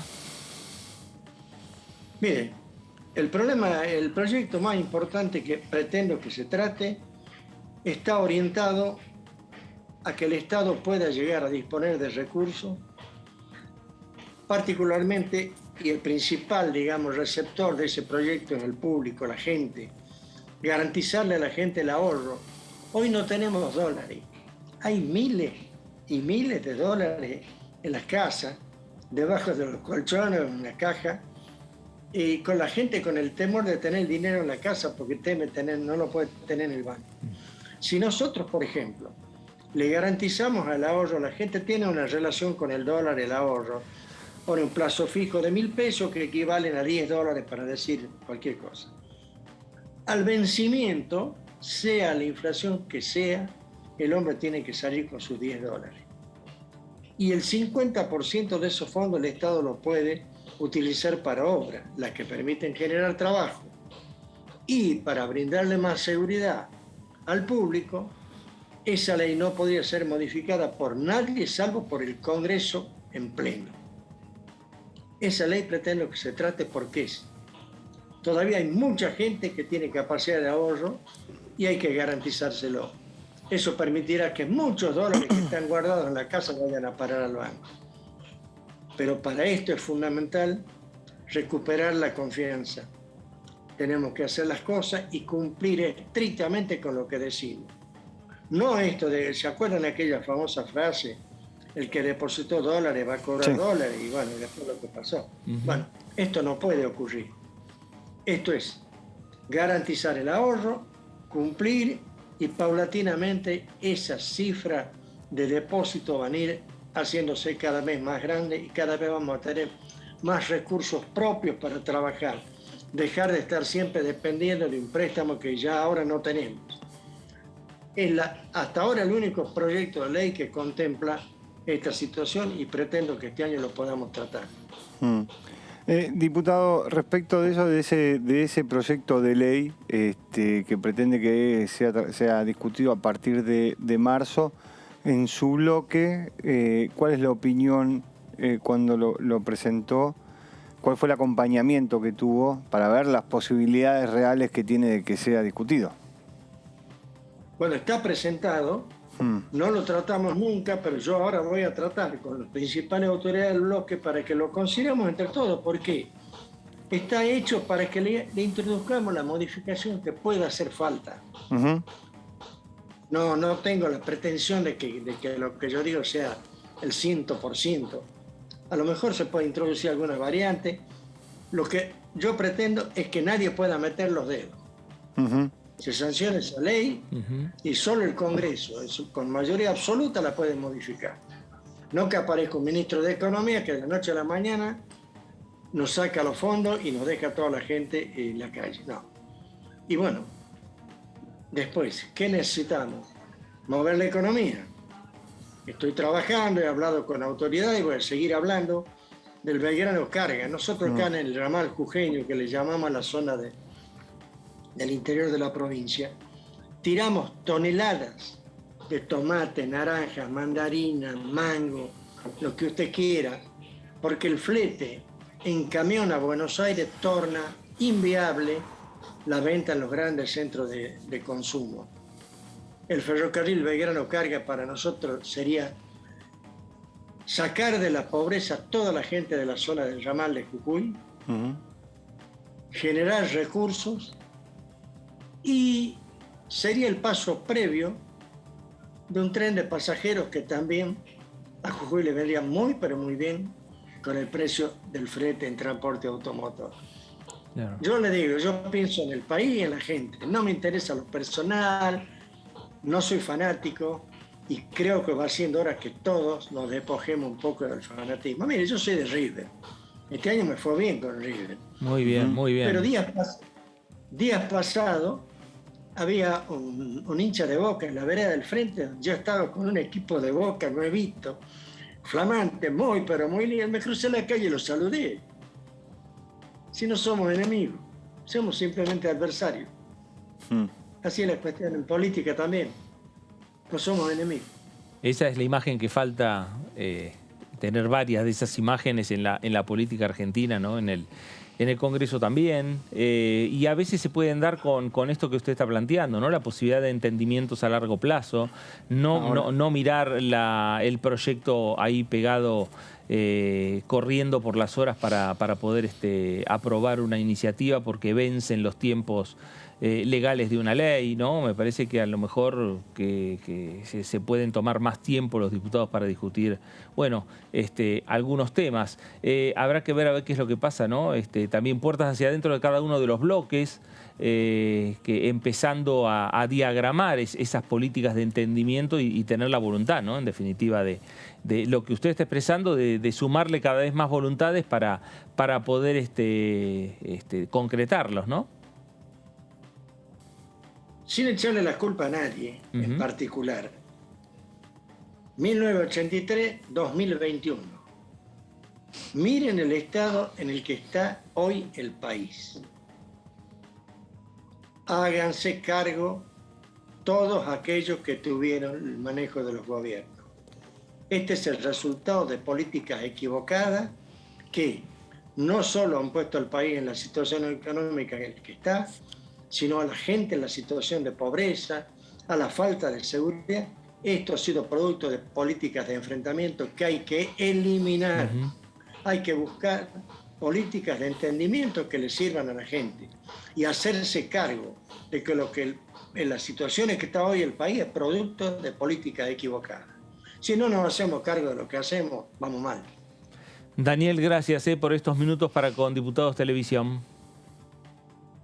Un gusto saludarlos, que tengan una feliz fiesta y quiera Dios que el 2022 nos permita tener el equilibrio necesario para razonar un poquito más.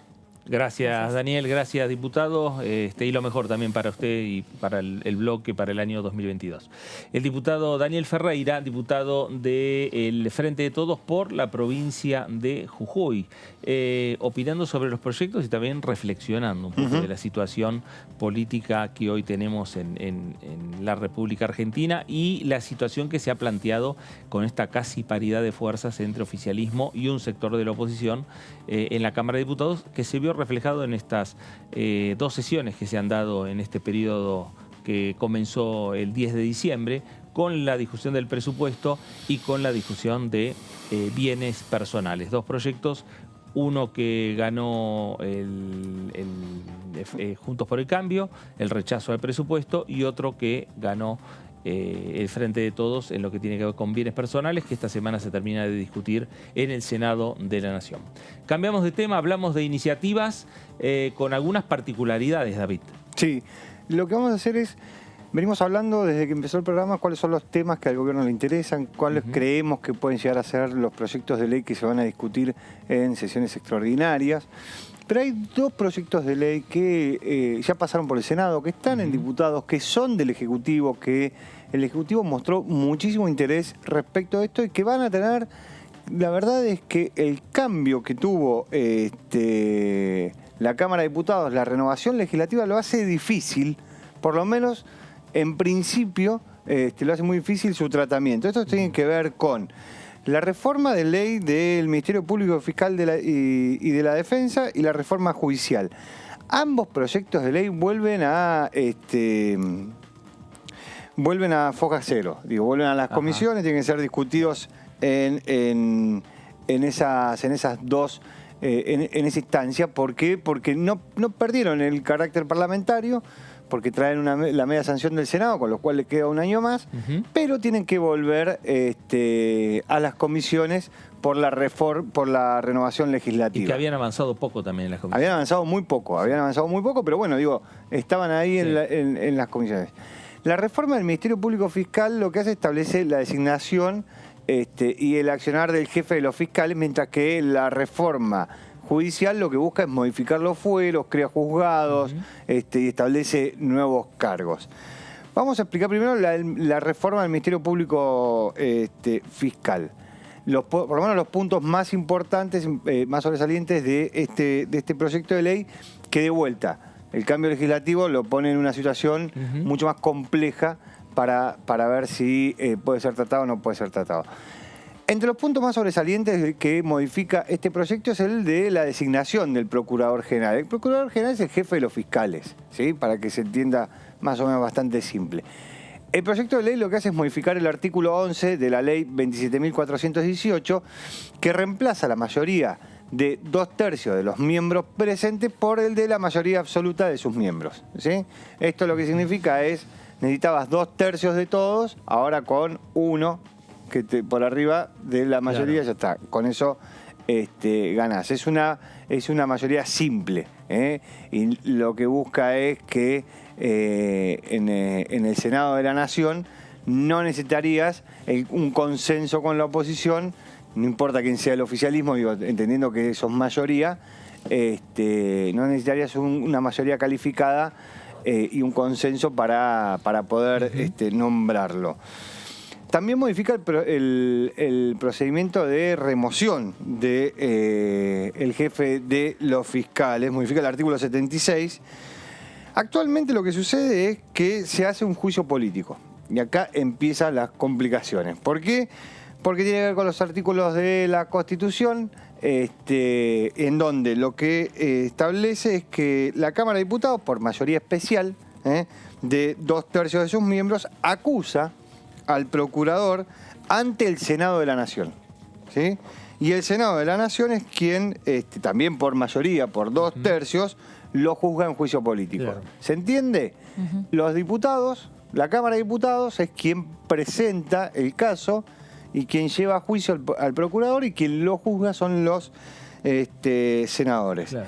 De aprobarse este proyecto, que es, por eso digo que era de interés del Ejecutivo, lo que establece es que se relaja la situación de las mayorías, ¿sí? Y lo que busca también es que, en el caso de que la Cámara Baja alcance la mitad más uno de los miembros presentes, podría iniciar el juicio político. La otra particularidad que establece es que, como les explicábamos recién, la Cámara de Diputados es quien, de alguna manera, denuncia al fiscal, y la Cámara de Senadores es quien lo juzga. Bueno, abre la posibilidad también que sea el Ejecutivo Nacional quien denuncie al fiscal y presente esa denuncia ante la Cámara de Diputados. Esto es como un cambio medio relativo, porque digo, supongamos que el Ejecutivo Nacional quiere presentar una denuncia contra el fiscal general, contra el jefe de los fiscales. Hoy no lo puede hacer directamente el Ejecutivo Nacional, sino que lo tienen que hacer los diputados. Bueno, lo presentará el bloque del oficialismo. Claro. Digo, pero esto de alguna manera también lo que hace es terminar blanqueando esa situación. Lo otro que propone es la suspensión, ¿sí? Es que una vez que la Cámara de Diputados comienza el juicio político y se haya acusado formalmente al jefe de los fiscales, los diputados con la mitad más uno de la Cámara van a poder pedir la suspensión del procurador en su cargo por hasta 180 días, ¿sí? 6 meses para que en el que se desarrolla el juicio político. Y en ese periodo nombrar a un fiscal de manera provisional en el cargo. Nótese que siempre lo que cambia principalmente este proyecto de ley tiene que ver con las mayorías a la hora de decidir. Todo el tiempo pasás de los 2/3 a una mayoría simple, ¿sí? Bueno, lo que hace es eso, ¿no? Establece que lo puedan suspender y se nombre a alguien en el cargo. Este punto, el siguiente, tiene que ver con el plazo del mandato, ¿sí? Lo que hace con el plazo de mandato es el artículo 15, que incorpora un nuevo artículo, que es el 62 bis, señala que en el cargo que hoy es vitalicio, ¿sí? Sería por un plazo de 5 años con posibilidad de reelección por un periodo consecutivo. Esto me parece bastante razonable, teniendo en cuenta que con 5 años de plazo, primero que queda descalzado de las elecciones presidenciales, ¿sí? Con lo cual ahí ya empiezan a jugar otro tipo de discusiones políticas. Y la otra es la discusión de los cargos vitalicios en la Argentina. Claro. Digo, si alguien asume y a partir de que asumen ese cargo se queda de por vida en ese lugar cuando el resto de los mortales no le sucede lo mismo.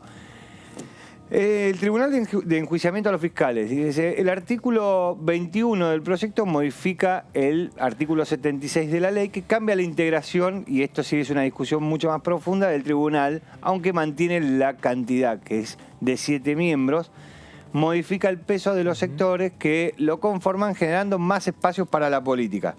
Y acá es donde empiezan las discusiones. ¿Cómo está conformado hoy? Hay 2 representantes de la política, uno designado por el Ejecutivo, otro por la mayoría de la Cámara de Senadores, 2 fiscales elegidos por sorteo, 2 abogados de la Federación Argentina del Colegio de Abogados y del Colegio Público de Abogados y un integrante del Consejo Universitario Nacional.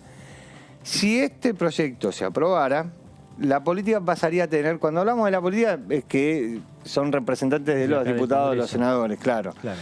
Pasaría a tener 4 de las 7 sillas, más otros 3 donde pasa de 2-1 en la representación de los fiscales, de 2-1 en los abogados de la matrícula federal, y se mantiene en igual representación la academia, ¿sí? Los que pierden representaciones son los fiscales y los abogados matriculados. El último punto, me parece relevante de este proyecto de ley, es la autarquía financiera. La iniciativa del gobierno da marcha atrás con la modificación que había realizado la administración de Cambiemos en 2015 y vuelve a establecer la asignación automática de recursos. Hoy no existe eso. Claro. ¿Sí? Con lo cual modifica la forma en que se financia el Ministerio Público Fiscal. El segundo proyecto de ley que también se presenta con pocas posibilidades, por lo que decíamos antes, por el cambio en el peso de las fuerzas políticas dentro del Congreso de la Nación, pero que ha sido mandado por el Ejecutivo Nacional y presentado por el Presidente de la Nación, es la reforma judicial, ¿sí?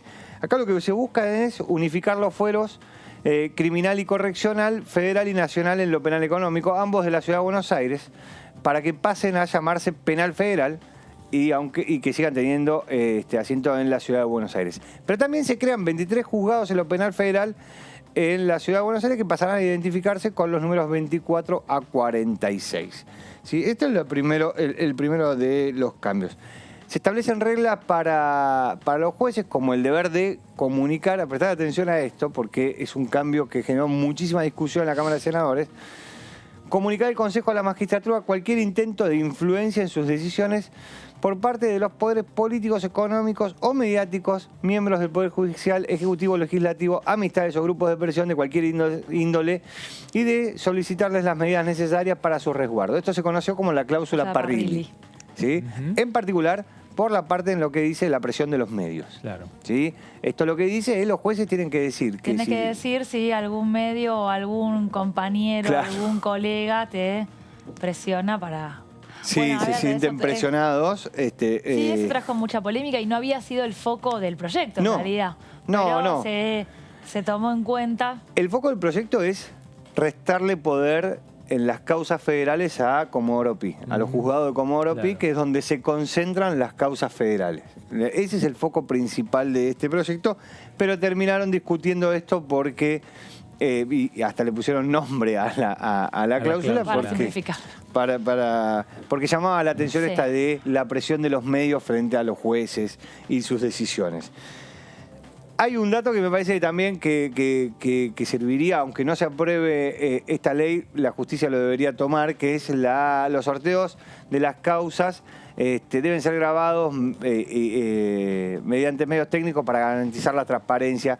La verdad es que eso lo deberían tomar, no importa si se aprueba o no se aprueba la ley, el Poder Judicial lo debería tener presente y lo debería llevar adelante.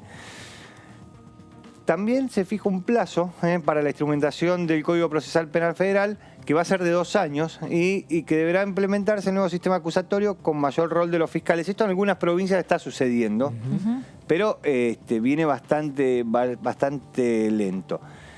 Transfiere la totalidad de la competencia penal no federal a la Ciudad de Buenos Aires. Esto tiene que ver con el traspaso de la justicia federal nacional a la ciudad autónoma, y la famosa ley Cafiero.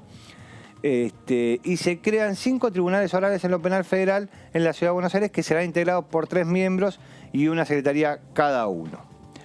Ahora, después lo que también establece es que la Cámara Nacional de Apelaciones en lo Criminal y Correccional Federal y la Cámara Nacional de Apelaciones en lo Penal Económico de la Ciudad de Buenos Aires pasan a formar una sola Cámara. ¿Sí? Es la Cámara en lo Penal Federal. Y acá me parece que es un punto que hizo que Comodoro Pi y los juzgados federales de Comodoro Pi se opusieran directamente a esta discusión, que es que se crean, si se aprobara este proyecto de ley, se crean juzgados federales de primera instancia con asiento en las provincias y sus respectivos cargos de jueces para lograr equidad en el sistema federal de justicia. ¿Por qué decimos esto de que si se aprobara este proyecto de ley en Comodoro Pi se opondrían muchísimo? Se oponen muchísimo. ¿Por qué? Porque le resta poder a los 7 juzgados federales, en donde recaen todas las causas federales contra el Estado Nacional, por ejemplo, todas las causas de corrupción. Claro. Entonces, todas las causas de corrupción se derivan en Comodoro Pi. No importa si el acto de corrupción sucedió en Neuquén, en Jujuy, en La Rioja, todo termina en Comodoro Pi. Un ejemplo simple para entender las diferencias es Brasil.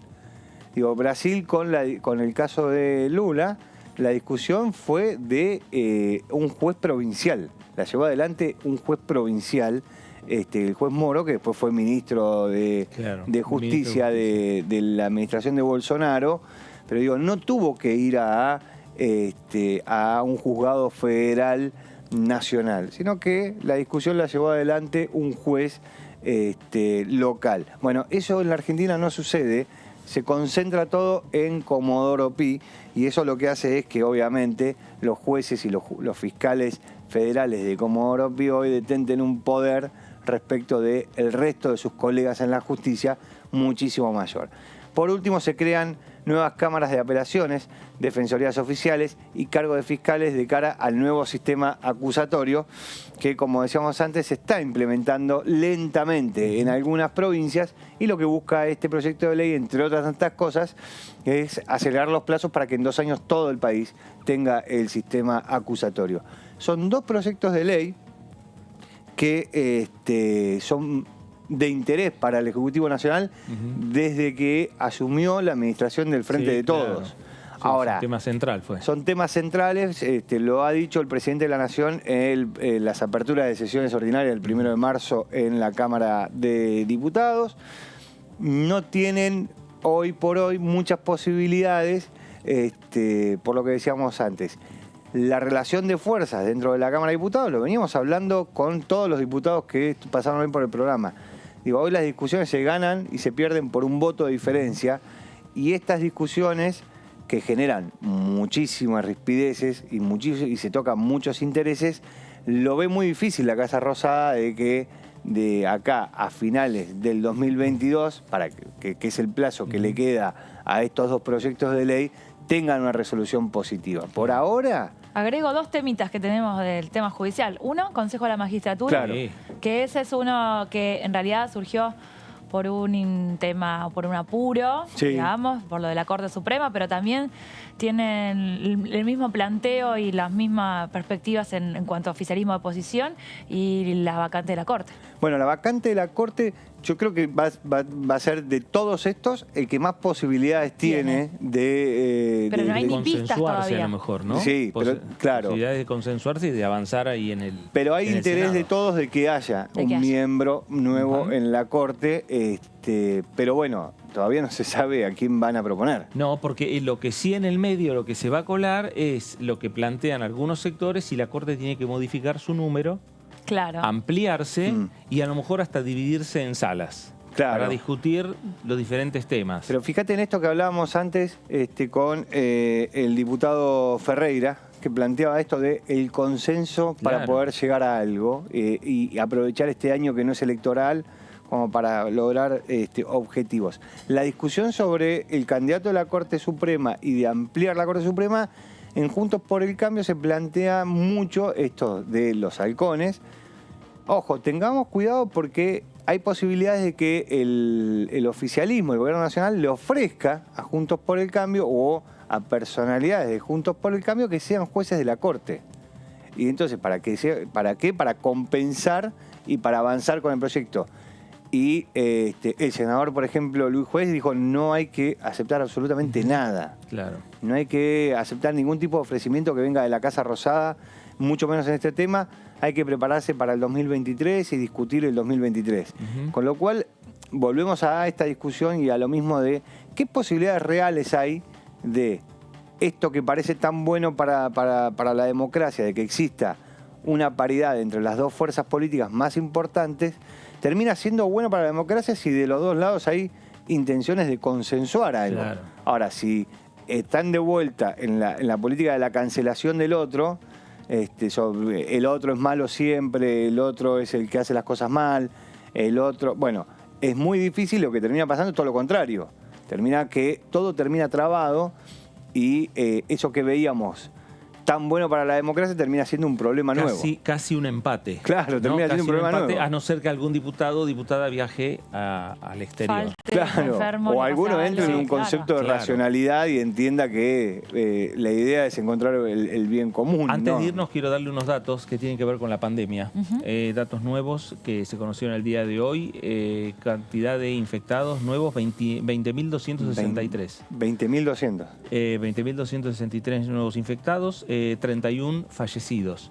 Son datos de ahora, de estas últimas horas, lo que marca que el tema de la pandemia también circula en torno a, bueno, qué es lo que va a pasar desde el punto de vista político, desde el punto de vista parlamentario, con la situación que se está planteando de las sesiones presenciales. ¿No? En lo que fue la última sesión, algún diputado señaló que me parece como que es necesario empezar a discutir y tener a mano si hay que volver nuevamente a discutir algún protocolo virtual para sesionar, El ¿no? otro día y la diputada infectada con COVID, que estaba asintomática, hizo otra vez charlar, por lo menos al interior de los bloques, si no sería necesario volver, por ejemplo, a una virtualidad para Claro. casos excepcionales, Claro. Bueno, evaluarlo de esa manera. Son temas que quedan planteados. El problema de vuelta, de plantear las discusiones desde el dogma. Seguro. Juntos por el Cambio se había negado a hacer cualquier tipo de modificaciones, era presencialidad o presencialidad. Si hubiesen aceptado la posibilidad de que aquellos infectados tengan la posibilidad de hacerlo online, por ahí ganaban la votación. Totalmente. Bueno, veremos qué es lo que ocurre. David, gracias. Por favor. Dani, gracias. Nos vemos, hasta luego. Con usted también le agradecemos. Esto fue el análisis por aquí, por Diputados Televisión. Hacemos una pausa, cerramos el análisis y nos vemos en unos minutos porque comienza la tercera edición.